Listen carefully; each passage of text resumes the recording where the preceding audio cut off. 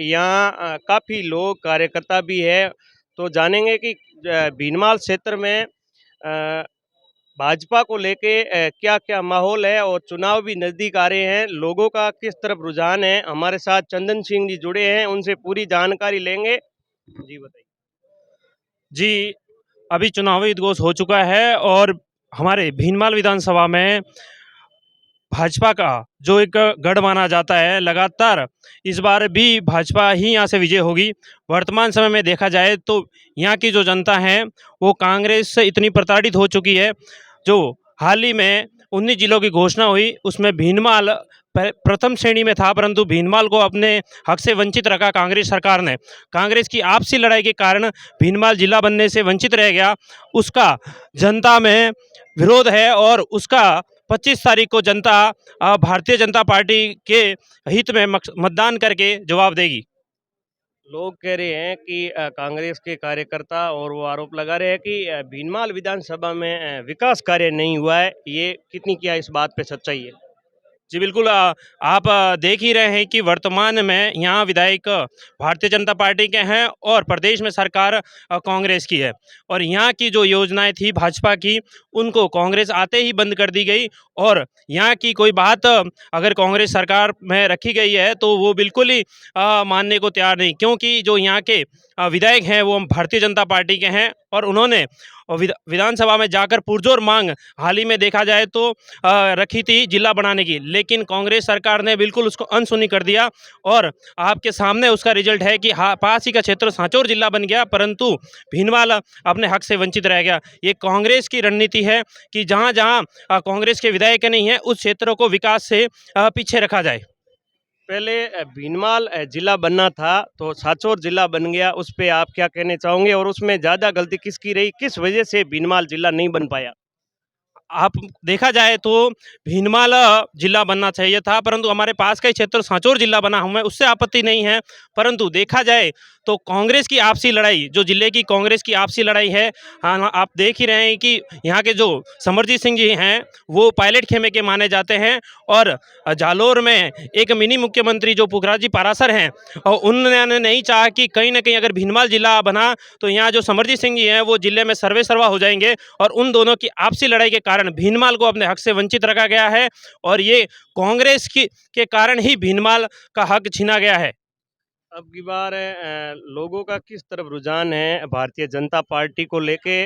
भीनमाल के ग्रामीण क्षेत्रों में या भीनमाल सिटी के अंदर लोग किस तरफ चुनाव में वोट देने को लेके उत्साह ज़्यादा है? आप चाहे शहर में जाएं या ग्रामीण क्षेत्रों में जाएं, आज जैसे भी आप देख रहे हैं कि केंद्र में मोदी जी की सरकार है, तो चाहे वो युवा हो चाहे बुजुर्ग हो, किसी भी वर्ग से आप जाके पूछिएगा तो एक ही और रुझान है सबका कि भारतीय जनता पार्टी के पक्ष में मतदान करेंगे। और आने वाली 25 तारीख को अधिक से अधिक संख्या में सभी वर्ग के लोग भारतीय जनता पार्टी के पक्ष में मतदान करेंगे और आने वाली 3 तारीख को भारतीय जनता पार्टी की इस प्रदेश में सरकार बनने जा रही है। भारतीय जनता पार्टी की योजना थी, उस योजना का पूरा लोगों को लाभ मिला या कांग्रेस ने जो योजना बंद की है, तो वो अभी चालू हुई है, बंद है या लोगों को योजना का फ़ायदा मिल रहा है? जैसे कि जो केंद्र की सरकार की योजनाएं हैं, आयुष्मान भारत की योजना जो यहाँ की प्रदेश नाम बदल कर यहाँ उसका फ़ायदा लोगों तक पहुँचाने की कोशिश करी है, परंतु आपको सबको पता है कि वो सब केंद्र सरकार द्वारा योजना चलाई जा रही है। और जो इससे पहले भारतीय जनता पार्टी की सरकार थी उसके द्वारा जो योजना चलाई गई थी उनको वहीं रोक कर कांग्रेस सरकार ने लोगों के साथ कुठाराघात किया है। परंतु आने वाली सरकार भारतीय जनता पार्टी की सरकार बनने जा रही है और यहाँ के लोग जो विकास से वंचित रह गए हैं वो विकास यहाँ परिपूर्ण हो पाएगा। अब की बार राजस्थान में किसकी सरकार बनेगी?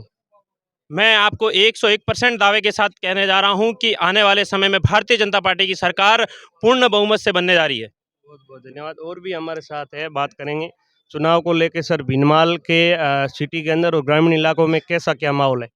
देखिए, वर्तमान की जो कांग्रेस सरकार, राजस्थान की सरकार, निकम्मी नकारा सरकार, इस सरकार ने सिर्फ और सिर्फ काम किया है तो तुष्टीकरण करने का काम किया है और अपने विधायकों के नंबर्स जो आंकड़े होते हैं वो बहुमत को बचाने का काम किया है। इस सरकार को राजस्थान की आम जनता से कोई लगाव नहीं रहा। ये सरकार होटलों में बंद रही और इनका एक ही मकसद रहा कि सरकार कैसे बचाई जाए। जो सरकार खुद के स्थायित्व को जूझती रही, उससे अपन क्या आशा कर सकते हैं कि वो एक जनता के हित के निर्णय ले पाएगी। इस सरकार ने जो राजस्थान वासियों के साथ में जो कुठाराघात किया है, जो अन्याय किया है, जो महिला अत्याचार के मामले में राजस्थान जो अग्रणी बना, जो शूरवीरों का प्रदेश, भक्ति और शक्ति का प्रदेश, उसको आज एक लज्जित श्रेणी में ला दिया है।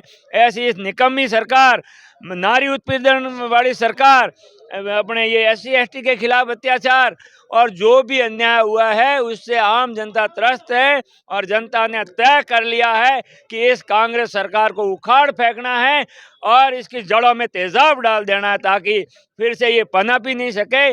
और आम जनता ने तय किया है कि आदरणीय श्री केंद्र में भारत के यशस्वी प्रधानमंत्री और विश्व के सिरमौर नेता मोदी जी के नेतृत्व में जिस प्रकार से देश आगे बढ़ रहा है, उसी श्रेणी में राजस्थान कहीं पीछे न रह जाए, उसी के तहत डबल इंजन की सरकार बनाने के लिए भारतीय जनता पार्टी के आम कार्यकर्ता और जनमानस ने तय कर दिया है कि सभी इधर उधर की बातों को भूलकर एक और एक बात, कमल जीतना चाहिए और भारतीय जनता पार्टी का उम्मीदवार जीतना चाहिए और भाजपा की सरकार बने। सबका लक्ष्य एक है, मत भूल मेरे भाई कमल का फूल खिलेगा और राजस्थान में प्रचंड बहुमत के साथ 151 सीटों के साथ में भारतीय जनता पार्टी विजय हो रही है। और जिस प्रकार भीनमाल की सीट 3 बार से कंटिन्यूस जीतते आए हैं और हमारे इस कार्यकर्ताओं की जो ऊर्जा और उत्साह को देखकर कह सकते हैं कि वर्तमान में ये जो चुनाव हो रहे हैं इसमें भीनमाल की सीट कम से कम 50,000 वोटों के साथ हम जीत के आएंगे और राजस्थान में ऐतिहासिक भारतीय जनता पार्टी की सरकार बनाएंगे। धन्यवाद। बहुत बहुत धन्यवाद। और भी हमारे साथ बात करेंगे। सर, कैसा क्या माहौल है पूरा राम जी के पक्ष में? देखा जाए तो वन साइडेड माहौल है, क्योंकि यहाँ पर प्रधानमंत्री मोदी जी को जो उनकी विकास की राह है, उनकी योजना को देख के लोग उनसे प्रभावित है और वर्तमान में भारतीय जनता पार्टी की सरकार लाने के लिए लोग बेतुर है। और 25 तारीख को भारी प्रचंड बहुमत से इन कांग्रेस की जो मूल जड़ें हैं उनको काट के बाहर फेंकेंगे और 3 तारीख को जो चुनावी नतीजे आएंगी सबको चौंकाने वाली है।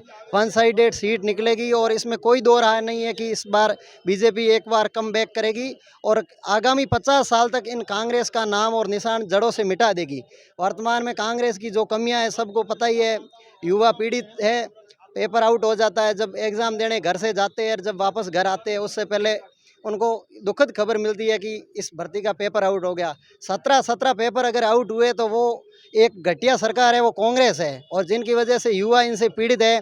SC ST वर्ग के लोग हैं, जो निम्न वर्ग के लोग हैं, उन पे अत्याचार हो रहा है, उनको उनके हकों से वंचित किया जा रहा है। वर्तमान में माई बजाज का जो पानी है वो ये सरकार लाने नहीं दे रही है। इनकी जो बीजेपी की केंद्र की योजना है उनको ये राजस्थान में कांग्रेस सरकार दबा के बैठी है और ताकि इनसे माहौल ख़राब हो सके कि यहाँ की जो बीजेपी सरकार है वो काम नहीं कर रही है।